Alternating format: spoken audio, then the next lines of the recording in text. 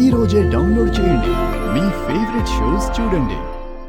అందుకే రేపు మాధవరావు గారని అమెరికాలో ఉండేవాళ్ల గురించి తెలిసిన ఆయన్ని కలవడానికి వెళ్తున్నాను. ఇప్పటికైనా కళ్ళు తెరిచావాయ్యా? మనం సిటీలో అమ్మాయిని అల్లుణ్ణి కలిసినప్పుడే వాళ్ళింటికి మనల్ని ఎందుకు తీసుకెళ్లడం లేదని నేను అడిగితే నువ్వే నా నోరు మూయించావు. నా అనుమానం నిజం కాకూడదని, నా కూతురు అల్లుడు బాగుండాలనే వార్త వినాలని రేపు ఆ దేవుడికి దండం పెట్టుకుని వెళ్తానే. ఏమయ్యా, నువ్వు కంగారు పడకయ్యా. అసలే నీ ఆరోగ్యం అంతంత మాత్రం. నువ్వేం బెంగపడకయ్యా. అన్నీ వివరంగా తెలుసుకుని అప్పుడేం చెయ్యాలో ఆలోచిద్దాం.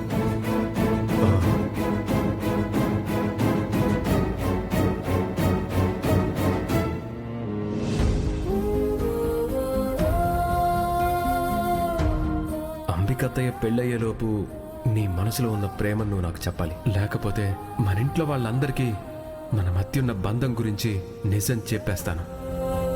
విహారీ గారు తన మీదున్న ప్రేమ గురించి చెప్పకపోతే ఏం చేయబోతున్నారో అర్థం కావడం లేదు.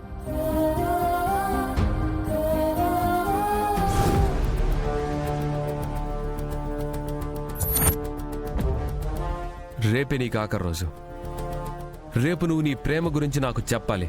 లేదంటే ఈ ఇంట్లో ఏ పరిస్థితి ఉన్నా, ఎవరు ఏమనుకున్నా సరే మన గురించి నిజం నేను చెప్పేస్తాను. ఎందుకంటే నాకు ఈ పెళ్లి చాలా ముఖ్యం. పెళ్ళంటేనే వద్దు అన్న అంబికమ్మ, సుభాష్ని ఎంతగానో ఇష్టపడ్డ అంబికమ్మ సడన్ గా కరణ్ సింగ్ తో పెళ్లికి ఎందుకు ఒప్పుకుంది? రేపు కరణ్ సింగ్ ని పెళ్లి చేసుకోవడానికి అంబికమ్మ ఏమైనా చేస్తాను అంటుంది. ఇంట్లో బాంబ్ బ్లాస్ట్ కి ప్లాన్ కూడా జరిగింది. నాకెందుకో సుభాష్ మీదే అనుమానంగా ఉంది.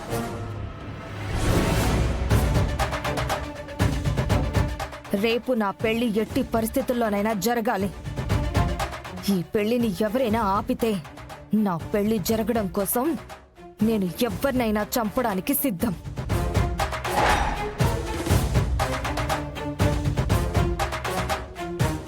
నువ్వు అల్లుడు గారు అమెరికాలో ఎక్కడమ్మా ఉండేది? నాన్నకి నా మీద ఎందుకు అనుమానం వచ్చింది? నాన్న ఎందుకు నన్ను అలా అడిగారు?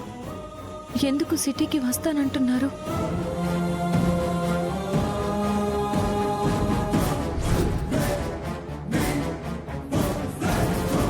నాకు నీ మీద అనుమానం వచ్చింది కనకం. మీరు సఖ్యంగా ఉంటున్నారా? మీరు సఖ్యంగా ఉంటే ఎందుకు మీకు ఇప్పటి వరకు పిల్లలు పుట్టలేదు? నాకు మీ అత్తామామలు ఎవరో కూడా తెలియదు. వాళ్ళని ఎప్పుడూ కలవలేదు. మీరు ఇప్పుడు ఎక్కడుంటున్నారో కూడా నాకు తెలీదు. అందుకే రేపు నేను పట్నం వస్తున్నాను.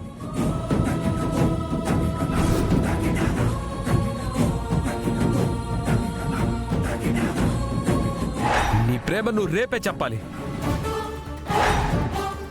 నా పెళ్లికి ఎవరు అడ్డొచ్చినా చంపేస్తాను. నాకెందుకు అబద్ధాలు చెప్పావు? రేపే నీ ప్రేమ నువ్వు చెప్పాలి. నా పెళ్లికి అడ్డొస్తే ఎవరినైనా చంపుతాను. నాతో ఎందుకు అబద్ధాలు చెప్పావు? నీ ప్రేమ నువ్వు రేపే చెప్పాలి. నా పెళ్లికి ఎవరైనా అడ్డొస్తే చంపేస్తాను. నీ ప్రేమ నువ్వు రేపే చెప్పాలి. నా పెళ్లికి ఎవరు అడ్డొచ్చినా నీ ప్రేమ నువ్వు రేపే చంపేస్తాను. చెప్పాలి. నా పెళ్లికి ఎవరు నాకెందుకు అడ్డొచ్చినా ప్రేమ నువ్వు చంపేస్తాను. రేపే చెప్పాలి. నాకెందుకు అబద్ధాలు చెప్పావు? నీ ప్రేమ నువ్వు నాకెందుకు రేపే అబద్ధాలు చెప్పాలి. చెప్పావు?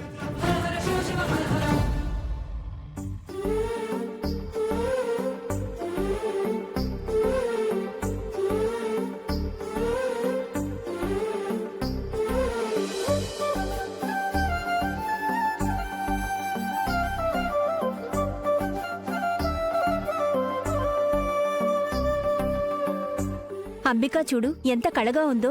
వసుధా, దిష్టి తగులుతుంది. ముందు దిష్టి చుక్క పెట్టవే. పిన్ని, బాబాయ్ అదృష్టవంతుడే. ఊరుకో సహస్ర.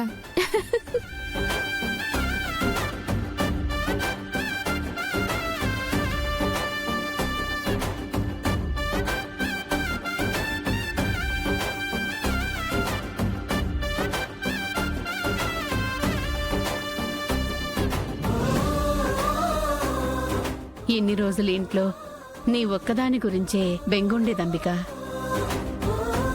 ఆ భగవంతుడి దయ వల్ల నీ పెళ్లి కూడా అయిపోతోంది.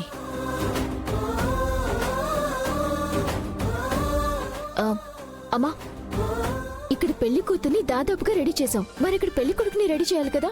అవునవును. వసుదా, వదిన, శాస్త్ర, పదండి వెళ్దాం.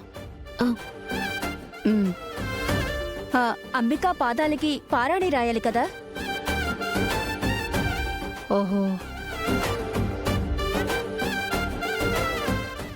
లక్ష్మి,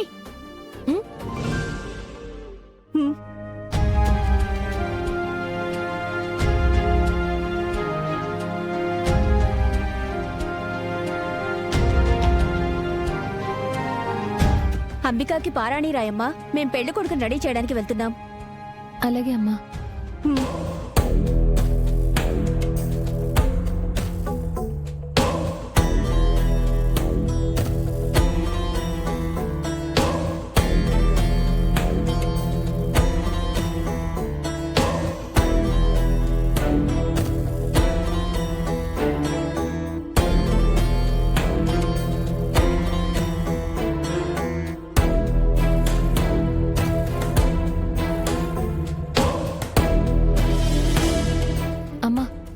ఒక్కసారి కాలివ్వండి, పారాణి రాయాలి.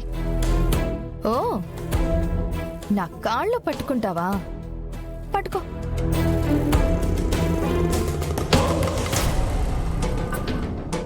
ఈ ఇంట్లో నీ స్థానం నా కాళ్ళ దగ్గర. ఇలా అణిగి మణిగి ఉంటే నీకే మంచిది. ఏంటే, ఏం మాట్లాడట్లేదు? మామూలుగా రెచ్చిపోతావు కదా, మాటకి మాట సమాధానం ఇస్తావు కదా. నోరు పడిపోయిందా లేక పొగరు తగ్గిందా?